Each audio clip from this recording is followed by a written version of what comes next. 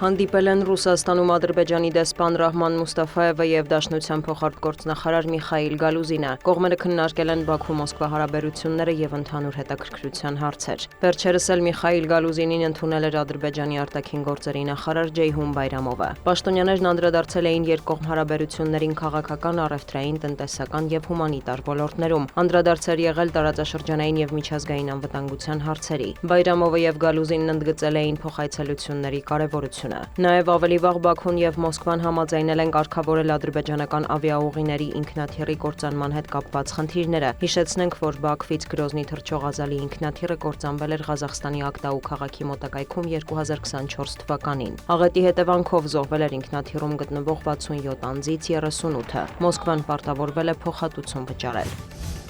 Եթե Թեհրանը գործարքի չգնա, Դոնալդ Թրամփը կարող է խստացնել հակաիրանական պատժամիջոցները։ Իսլամական Հանրապետության դեմ առանց այդ էլ չափազանց խիստ պատժամիջոցներ են գործում, նրանց վրա ճնշման մակարդակն աննախադեպ է, շեշտել է Մարկո Ռուբիոն։ Նա անդրադարձել է Հորմուզի նեղուցին, շեշտել ջրային երթուղու նկատմամբ Իրանի հնարավոր վերահսկողությունը հավասարազոր է Թեհրանի կողմից տնտեսական միջուկային զենքի ձեռքբերմանը։ Պետքարտուղարը հավելել է, որ Իսրայելը ամերիկյան գործողությունների արդյունքում Իրանը սպառել է հրթիռային ներուժի մոտավորապես կեսը։ Ռուբիոյի խոսքով Իսլամական Հանրապետությունը զրկվել է նաև արտադրական կարողություններից։ Նա կարծիք է հայտնել, որ Թեհրանն այժմ փորձում է ժամանակ շահել բանակցություններում։ Ցանկացած հնարավոր համաձայնագիր պետք է երաշխավորի, որ Իրանը միջուկային զենք չի ունենալու, հավելել է Ռուբիոն։ Իրանից արձագանքում են բանակցությունների հարցն օրակարգում է։ Արտգործնախարար Աբբաս Արաղչին պնդել է, որ Դոնալդ Թրամփն է խնդրում բանակցություններ անցկացնել։ Նրա խոսքով ԱՄՆ-ին չի հաջողվել հասնել իր նպատակներին։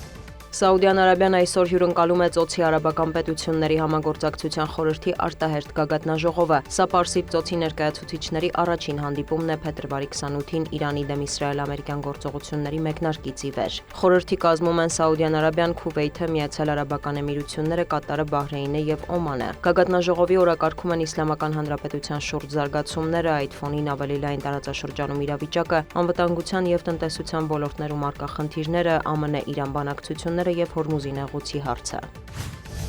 Ուկրաինայի ԱԳՆ-ը կանչվել Իսրայելի դեսպանը, նրան բողոք են հայտնել Ռուսաստանի վերահսկողության տակ անցած տարածքներից հացահատիկ տեղափոխող նավը Հայֆայի նավահանգստում ընդունելու համար։ Ուկրաինայի արտաքին գործերի նախարարը նշել է, որ Կիևը բարեկամական հարաբերություններ ունի հրեական պետության հետ եւ Ռուսաստանի գողացած ուկրաինական հացահատիկի անօրինական առևտուրը չպետք է խաթարի դրանք։ Սա արդեն երկրորդ նման դեպքն է, զգուշացնում ենք Իսրայելին չընդունել գողացված հացահատիկը, շեշտել է Անդրի Սիբիհան։ Վոլոդիմիր Զելենսկին եւս քննադատել է Իսրայելին։ Ցանկացած նորմալ երկրում գողացված ապրանքների ձեռքբերումը իրավական պատասխանատվություն է ենթադրում, նշել է Ուկրաինայի նախագահը։ Զելենսկու խոսքով դա մաքուր բիզնես չէ եւ Իսրայելի իշխանությունը չի կարող չիմանալ այդ հացահատիկի ծագման մասին։ Իսրայելի արտաքին գործերի նախարարն արձագանքել է, Գիդեոն Սաարը հայտարարել է կգործեն օրենքին համապատասխան, իսկ ուկրաինական կողմի մեղադրանքները հաստատող որևէ համոզիչ ապացույց չի ներկայացվել։ Դիանա Գասպարյան, լուրեր։